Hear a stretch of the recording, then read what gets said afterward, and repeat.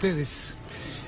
¿Estás trabajando solo en el partido? ¿O con muy pocos dirigentes que te acompañan? Bueno, en términos de dirigentes, sí, seguramente en términos de estructuras formales, pero en términos de afiliados, de ciudadanos radicales o filos radicales, creo que tengo mucho más acompañamiento que el que muchos suponen, porque todos me reclaman que el partido tenga una actitud distinta, colaborativa y cooperativa, para contribuir con algo más que es un silencio a la solución de los problemas.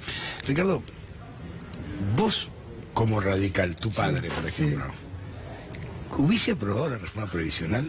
Ah, bueno, esa es una muy buena pregunta, porque vos sabés que siempre preguntan otras cosas. Siempre le preguntan, y a muchos amigos, qué hubiera hecho Alfonsín, qué hubiera dicho de este acuerdo entre el PRO y la Unión Cívica Radical. Y sí, responder a eso es muy difícil. Y además, no está Alfonsín para rectificar, de manera que hay que ser cuidadosos. Y por otro lado, no está Alfonsín para matizar o para fundamentar la respuesta que el que trata de interpretar dice que daría, que tendría Alfonsín, ¿no? ¿Se entiende lo que digo? Sí, perfectamente. Ahora, hay otras cosas que sí son más fáciles de responder. Por ejemplo, esa. A mí me gustaría que se le preguntara qué creen que hubiera hecho Alfonsín si hubiera estado al frente del Comité Nacional durante estos 2 años.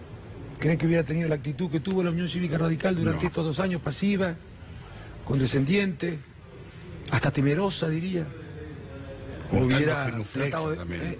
Bueno, Lo digo yo. sí, tratando de contribuir desde la diferencia para enriquecer las decisiones y evitar que se cometan errores? Por ejemplo, ¿qué hubiera hecho con la reforma jubilatoria? Por ejemplo, ¿qué hubiera hecho con la designación de jueces por decreto? Por ejemplo, ¿qué hubiera hecho con el mega DNU? Por ejemplo, ¿qué hubiera hecho con la reforma laboral? Por ejemplo, ¿qué hubiera hecho con la eliminación de las retenciones a la minera? Hubiera sostenido las posiciones del partido con relación a todas estas cosas. Y bueno, la Unión Cívica Radical lamentablemente no ha actuado. Algunos radicales sí, no ha actuado de esa manera. Algunos radicales sí, algunos hemos tratado de ser consecuentes con nuestro diario y de cumplir con lo que dijimos cuando este acuerdo se hizo.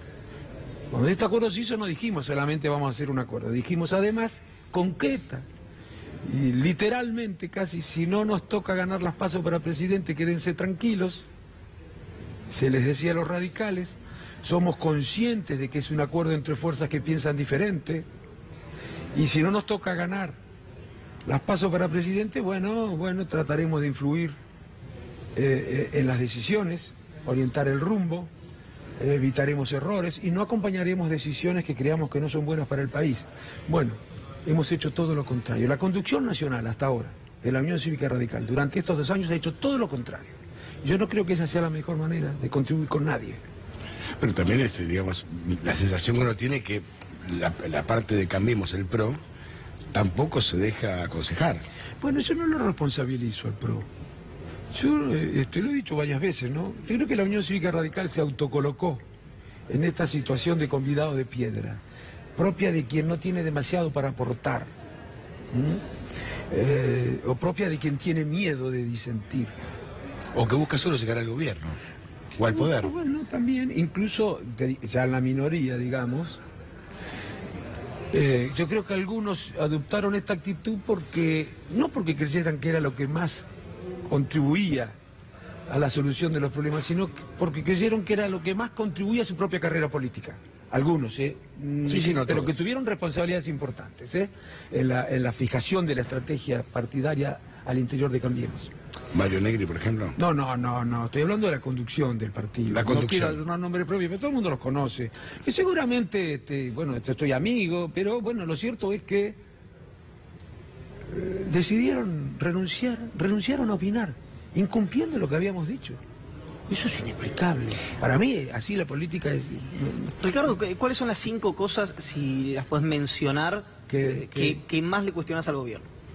Bueno, en primer lugar... Pueden ser 3, perdón. No, sí, pero yo en primer lugar le cuestiono la filosofía, la ideología, digamos. Yo no tengo diferencias de intenciones, o no me diferencio en términos de intenciones con ninguna fuerza política.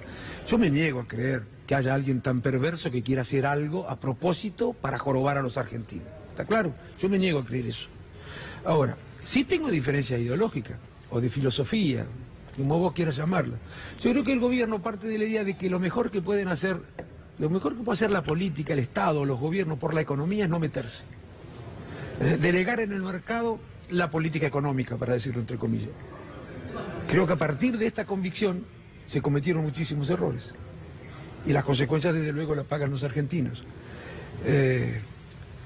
Y la Unión Cívica Radical no estuvo allí para advertir, para decirle, no señor, no, mercados no son los que mejor asignan recursos, ni los que mejor distribuyen el ingreso, ni tienen horizonte temporal, ni tienen horizonte social. Bueno, es la política la que debe, colocándose en la defensa del interés general, orientar también la economía. Debe participar también la política en la discusión acerca de cómo funciona la economía.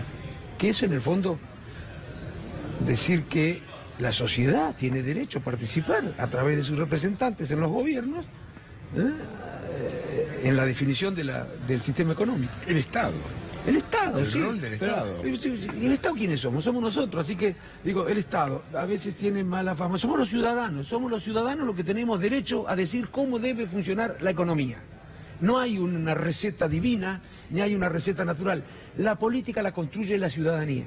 Y los ciudadanos tienen derecho a decidir también cómo debe funcionar la economía. No solo la seguridad, no solo la educación, no solo la salud, también la economía. Tiene derecho a decidir la ciudadanía. En el marco de la ley, desde luego, y de la Constitución Nacional. El radicalismo fue el primer partido que impulsó o quitó al ejército de la seguridad interna, ¿no? En la década del 80. La sensación que hoy hay una tendencia a justificar el gatillo fácil del caso Chocobar, por ejemplo. Bueno, eso es, ahí tenés, te agradezco la pregunta, porque yo escribí un artículo el mismo día de la reunión, creo que fue el mismo día de la reunión, escribí un artículo manifestando mis diferencias con eso y señalando que, bueno, el gesto del gobierno, el mensaje que con ese gesto se enviaba a la sociedad era muy peligroso, imprudente, y además dije doña Rosista, ¿no? Porque, ¿cuál es la discusión que se da en torno al caso Chocobar? Por un lado están los que dicen que el Estado está siempre obligado a ceñirse a la ley, a cumplir con la ley. Y por el otro lado están los que dicen que esa obligación no existe frente a la delincuencia. Que frente a la delincuencia el Estado no está obligado a someterse a la ley. El Estado de Derecho es algo que tiene derecho a reclamar todos los ciudadanos, menos los delincuentes. Eso es gravísimo. Eso es gravísimo. Yo no digo que Chocobar sea culpable, eso lo tiene que decir la justicia. Lo que digo es que frente a una muerte, si hay duda, es la justicia la que tiene que decidir si se actuó conforme a la ley o no. No el Poder Ejecutivo. No el Poder Ejecutivo ni ningún otro. Y tiene que ser la justicia la que diga. Hay muchos argentinos que dicen, mira, frente a un delincuente, si hay dudas no importa. El ni uno menos.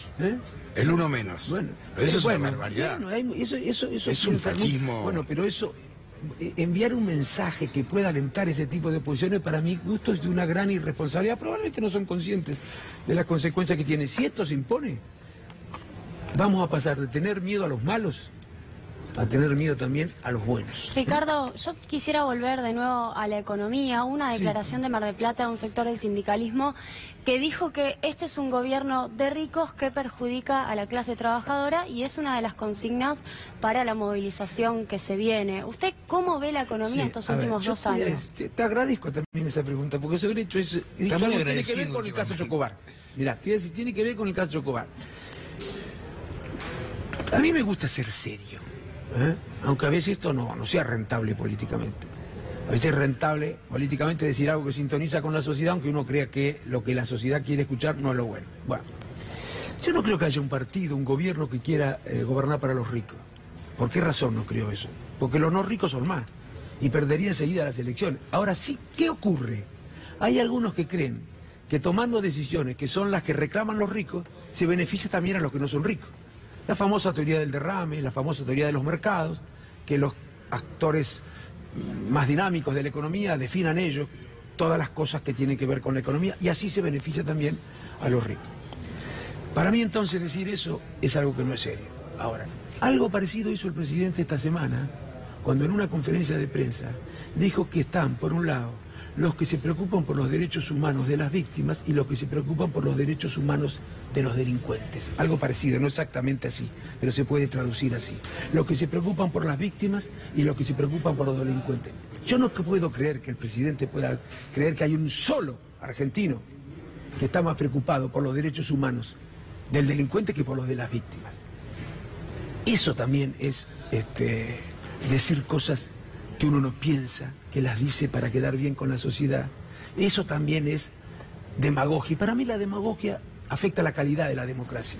¿Qué te pareció, Ricardo, la renuncia de Díaz Gilligan, que ocurrió minutos antes de que vos te incorpores aquí al programa? Sí, me enteré, me dijiste vos, creo, cuando entramos acá, mientras nos saludábamos. Bueno, mira, Cambiemos es una fuerza que reúne, un frente que reúne fuerzas distintas, ¿no? Eso lo dijimos hasta el cansancio, aunque ahora algunos se olvidan de que lo dijeron, ¿no? Lo señalé al principio. Por otro lado, Cambiemos es una fuerza que reúne fuerzas que en circunstancias normales deberían competir entre sí. No es que solamente piensen distinto, piensan bastante distinto. ¿Por qué se reunieron? Para simplificar y no hacerla muy larga, entre otras cosas por la República y la necesidad de garantizar transparencia y terminar con las desconfianzas que tenían los ciudadanos respecto de la anterior gestión en cuanto al manejo institucional y la transparencia. De manera que tenemos que sobreactuar en este sentido, hacer más de lo que manda la ley. Y a mí me parece que, aunque a veces signifique que se tenga que castigar a alguien sin que existan las suficientes pruebas, el desplazamiento o renunció, no sé, es algo correcto, sí, porque puede terminar afectando más al gobierno su permanencia. Pero no conozco sobre el fondo. No puedo decirte si cometió o no una irregularidad. No estoy en condiciones de hacerlo. ¿Quién puede estar en condiciones de hacerlo? ¿Está la justicia en condiciones de hacerlo? No. ¿Y cómo ya está en condiciones de hacerlo? Y frente a eso, Ricardo, la situación parece ser más gravosa, como decíamos con Antonio previamente, del ministro Caputo. Bueno, ¿por qué se corta por lo más delgado? Yo si fuera, no sé si se corta por lo más delgado, tampoco sé si así van, ¿eh? No sé. ¿Qué me imagino que debe haber hecho el presidente? Lo que hubiera hecho yo. Si a mí me pasa así, una cosa así, si soy presidente y tengo un día que resolver el problema como esto, ¿qué haría? Yo llamaría al funcionario y le diría, che, mirá, se dice esto, explícame cómo es esto. Y le pediría con bastante repregunta además que me explicara qué es lo que pasó. Si no me deja conforme, le pido que se vaya. Si me deja conforme, no le pido que se vaya, porque yo tampoco voy a someterme a algún irresponsable que para sacar a un funcionario hace una denuncia falsa. Ahora, si no me deja conforme, si me deja dudas, le pido que se vaya. Y que se defienda después donde corresponde. Como hicieron con Gómez Centurión, ¿no? Sí. Había serias dudas, bueno, no les habrá dejado conforme. No creo que se hayan dejado presionar por las denuncias, por eventuales denuncias falsas. Habría alguna cosa que les hacía dudar y por eso le pidieron la renuncia. Ricardo, por último te pregunto, el 21, en la marcha del 21. Sí, también te agradezco la pregunta, pero me la hacen en todos lados, así que no es que la arreglamos recién. No, te voy a decir, yo contesté las dos cosas en realidad, que parecen contradictorias. Me preguntan, ¿usted va a ir? No. Podrían haber titulado Ricardo Alfonsín no va a ir, pero eso no era noticia. Eso no era un hombre mordiendo un perro, ¿no es cierto? No era demasiada noticia. ¿Por qué me preguntan que no? Pero lo digo porque yo creo, sinceramente, que la tarea de la política es buscar consensos, buscar los espacios de encuentro, trabajar para que haya acuerdos. Y me parece que decir esto y al mismo tiempo andar alentando marchas o de un político, estar alentando marchas o huelgas, no es demasiado congruente. Entonces, como político no iría. Yo defiendo en el Parlamento a los trabajadores, cuando discuto las leyes. Ahora, dije también que si yo fuera un ciudadano, un trabajador cualquiera, un trabajador canillita, un trabajador bancario, un trabajador camionero, estaría en la marcha, porque mis responsabilidades serían otras. ¿Y por qué estaría en la marcha? Por las razones por las que se convoca. ¿Por qué por las razones por las que se convoca? Porque yo estuve en contra de la reforma laboral, me manifesté en contra de la reforma jubilatoria, me manifesté en contra de la pretensión de que se limiten los aumentos salariales a la inflación estimada, como sabemos que va a ser superior. Es escandaloso directamente lo de los bancarios. A los bancarios lisa y llanamente le proponen una reducción de los salarios. Quieren actualizarle los salarios al 9%, que se pongan en el lugar de los trabajadores también la sociedad, ¿no? Quieren reducirles los salarios para el año que viene. Y quieren que estén contentos los trabajadores. Quieren que el dirigente sindical, Sergio Palazzo, que es una gran persona y un gran radical, quieren que consienta esta propuesta. Pero, mijo, yo creo que es una provocación y casi me cuesta creer que no esté hecha para generar problemas. Me cuesta creer. Ricardo, gracias. No, gracias a ustedes. Muy amable, Gracias a ustedes, un abrazo grande. Nico Gandini, ¿qué va a pasar con el gas?